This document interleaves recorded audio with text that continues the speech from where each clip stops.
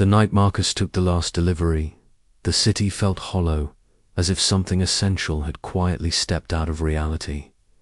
The rain didn't fall so much as hover, mist clinging to the neon lights and stretching them into warped reflections.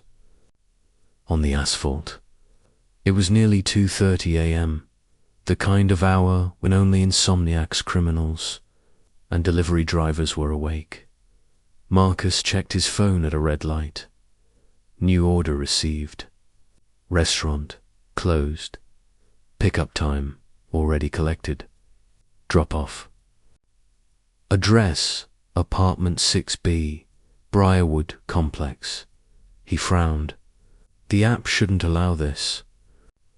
Restaurants marked closed didn't generate orders, and already collected meant the job was finished. Yet the navigation arrow pulsed insistently, guiding him forward. He considered ignoring it, but something about the address unsettled. Briarwood Complex had been condemned years ago after a fire claimed several lives. The place still stood, fenced and forgotten, like a rotting tooth in the city's jaw. Marcus told himself it was a glitch. Glitches happened.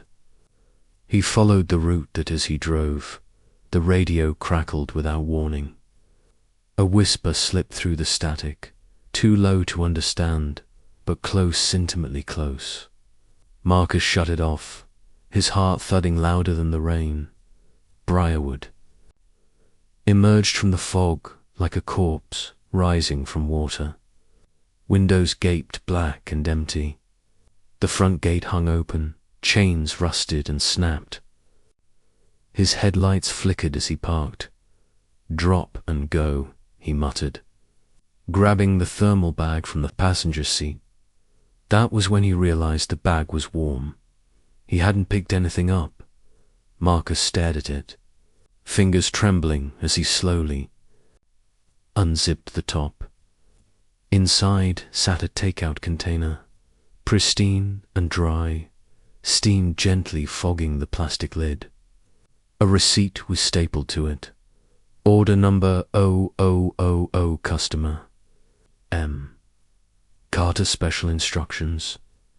You're already late. Marcus dropped the bag. His name was... Marcus Cartered at the app buzzed again. Customer has arrived. The front door of the building creaked open on its own. Marcus should have run. Every instinct screamed at him to leave, to burn rubber and never look back. Instead, something colder and deeper than curiosity pulled him forward. He picked up the bag. The building swallowed him whole. Asterisk, the air inside Briarwood was thick with ash and something sweetly rotten, like food left too long in a warm room. Marcus's footsteps echoed far too loudly, each one sounding delayed, as if the building itself needed time to react. The hallway lights flickered to life, one by one as he passed, though no electricity should have been running. The walls were scorched, paint blistered, and peeling like old skin. Faint hand prints blackened and smeared lined the corridor, all facing inward. Apartment 6B was at the end, with every step closer. The delivery bag grew heavier. Marcus stopped in front of the door. The number 6B was scratched repeatedly into the wood, deep enough to splinter. From behind it came the sound of cutlery scraping against plastic. Someone was eating. His phone vibrated again. Knock. No. Marcus whispered. The scraping stopped. Then came chewing. Slow, wet, expectant. The door swung open before he could react. Inside, the apartment looked untouched by fire.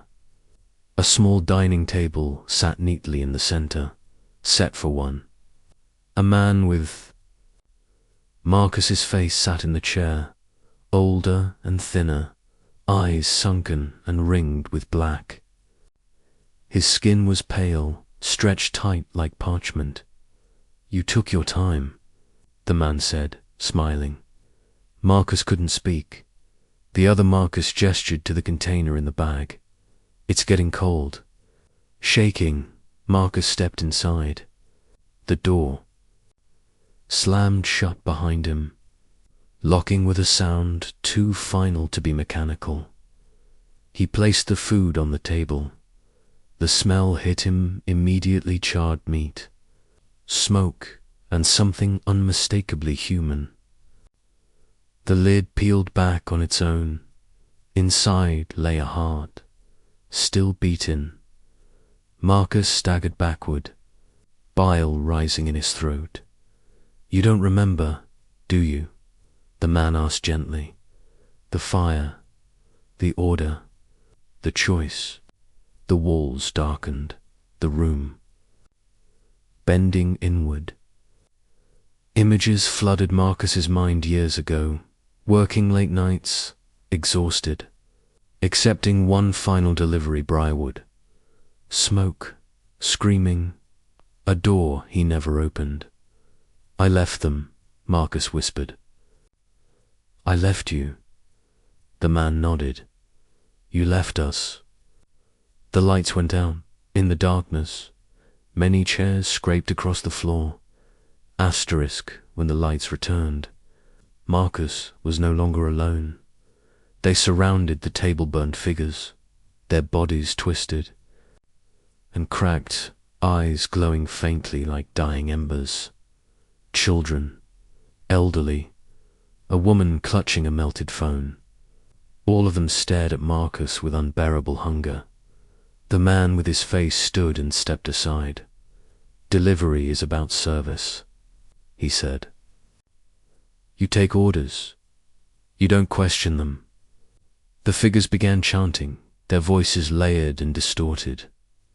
Late, late, late, late, late. Marcus backed into the wall, hands clawing at blistered paint. I didn't start the fire. No, the man agreed, but you chose not to stop it. The memory sharpened, smoke billowing from beneath the apartment door, the sound of coughing inside, his phone buzzing with another incoming order, his decision to leave, telling himself someone else would call for help. Someone else never did. The table split open, revealing a pit of glowing coals beneath it.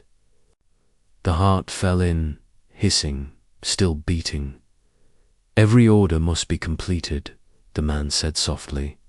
Tonight, you're the meal.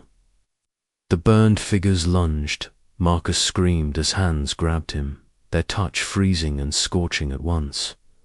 They dragged him toward the pit, voices rising into a deafening wail. His phone fell from his pocket, screen lighting up as it hit the floor. Order completed. Tip, $0 rating. The last thing Marcus saw was his own face smiling down at him as the flames rose. Asterisk morning came to the city without incident. Briarwood complex stood silent, unchanged, condemned and forgotten. A new driver named Lena checked her phone while sipping coffee in her car. It was her first night on the job, and she was already regretting the late hours. Her app chimed. New order received. Restaurant closed. Pickup time already collected. Drop-off address, apartment 6B, Briarwood complex. She frowned. That's weird, she murmured. On her passenger seat sat a delivery bag she didn't remember picking up. It was warm. Inside, something knocked gently from within, as if impatient. Her phone buzzed again. You're already late. And somewhere in the city a door began to open.